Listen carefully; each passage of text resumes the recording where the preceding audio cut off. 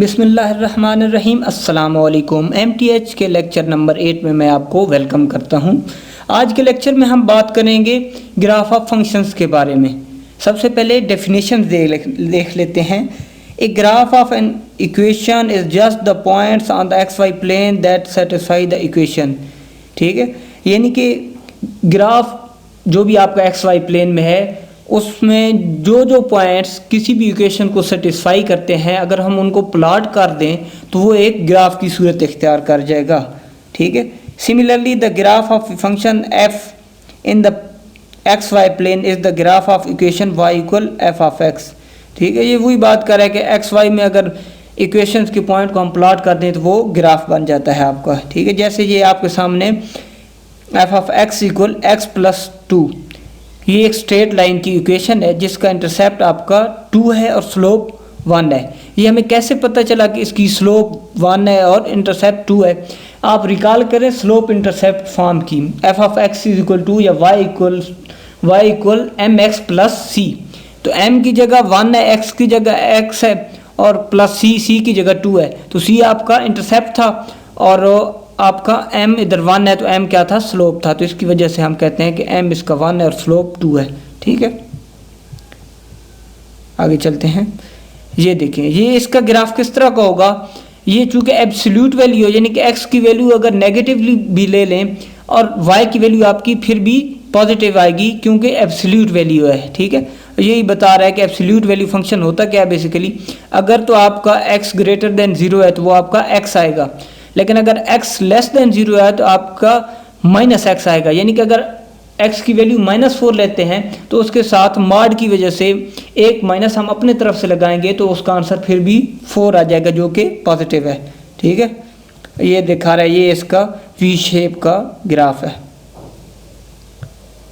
ठीक है, ये मुख्तलिफ एग्जाम्पल दिखा रहे हैं, ये आसान है, आप देखेंगे तो आपको समझ आ जाएगी। आगे चलते हैं।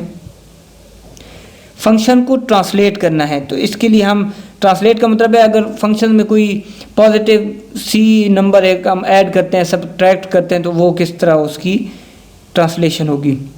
ये है कि अगर आप फंक्शन की y वैल्यू में, यानी कि जो आपकी आउटपुट आती है उसमें अगर कोई नंबर आप ऐड करते हैं तो फंक्शन ट्रांसलेट करेगा अप c यूनिट। यानी कि ये जो c है ये अगर आपका f ऑफ x में ऐड हो रहा है तो आपका ग्राफ जो है अप ऐड होगा, उतने यूनिट्स ऐड हो जाएगा ऊपर की तरफ y की तरफ। अगर आप c नेगेटिव यानी कि c करते हैं, माइनस करते हैं तो आपका ग्राफ ट्रांसलेट हो जाएगा उतने यूनिट डाउन की तरफ, नीचे की तरफ। इसी तरह आप अगर फंक्शंस की इनपुट में यानी कि डोमेन में अगर कोई नंबर ऐड करते हैं तो फंक्शन आपका ट्रांसलेट करेगा लेफ्ट की तरफ c यूनिट।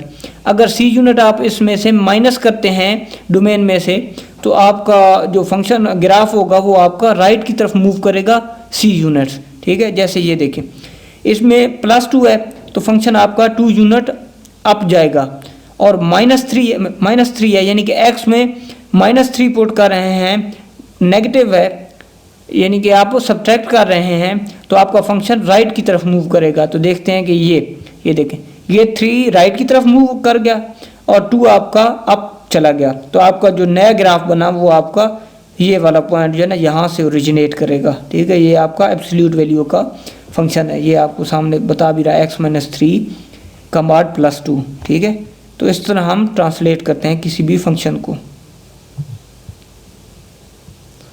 आगे चलते हैं। ये आपका पैराबोला का ग्राफ है, ये 2 यूनिट राइट की तरफ गया क्योंकि ये x की वैल्यू में से माइनस हुआ है और ये अप 1 इस वजह से गया है कि आपने x में 1 ऐड किया है। ठीक है, आगे चलते हैं। आगे अगर आपने f of x is multiplied by positive constant c, यानी कि आपने किसी भी फंक्शन में एक कांस्टेंट नंबर को मल्टीप्लाई किया है तो उसका इफेक्ट क्या होगा। Graph of f of x is compressed vertically if, अगर आपका 0 और 1 के दरमियान c है तो आपका जो फंक्शन है वो कंप्रेस्ड हो जाएगा। ठीक है, और अगर c ग्रेटर देन 1 है तो आपका जो फंक्शन होगा वो स्ट्रेच हो जाएगा वर्टिकली। ठीक है, और this is called vertical scaling by factor of c। ठीक है, ये आप वर्टिकल स्केलिंग करते हैं अगर आप मल्टीप्लाई करते हैं तो। ये आप कुछ एग्जांपल देख रहे हैं कि 2 sin ऑफ x लिखा हुआ है, 2 आपको पता है ग्रेटर देन 1 है, तो आपका जो फंक्शन है वो स्ट्रेच कर जाएगा, ठीक है। और ये हाफ लिखा हुआ है, हाफ लिखा हुआ है तो ये आपका फंक्शन कंप्रेस हो जाएगा, ठीक है। एक है वर्टिकल लाइन टेस्ट, इससे हम कोई भी अगर ग्राफ दियो तो हम चेक कर सकते हैं कि आया वो फंक्शन है कि नहीं है। अगर आप किसी भी इक्वेशन का ग्राफ दियो है, उस पर आप वर्टिकल लाइन ड्रा करते हैं, अगर वो उस फंक्शन को एक से ज़्यादा पॉइंट पे कट करे तो वो आपका फंक्शन नहीं होता। यानी कि अगर उस इक्वेशन का ग्राफ को वर्टिकल लाइन आपकी एक से ज़्यादा पॉइंट पे टच करे तो वो आपका ग्राफ नहीं होता, ठीक है। यही चीज़ बता रहा है। इधर कोई एग्जांपल दी हुई तो मैं आपको बताता हूँ। ये देखिए, ये आपकी पैराबोला की शेप है, ठीक है, और इसमें इसने ये एक वर्टिकल लाइन ड्रा की है, तो आपको पता है ये ग्राफ पे सिर्फ एक ही पॉइंट पे कट कर रही है, ठीक है।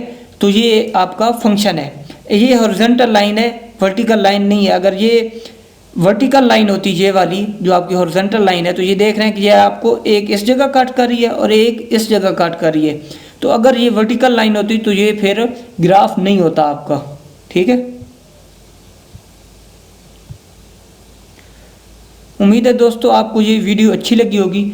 अगर ये वीडियो अच्छी लगी है तो मेरे चैनल को सब्सक्राइब करें और अपने दोस्तों के साथ शेयर भी करें। खुदा हाफिज़।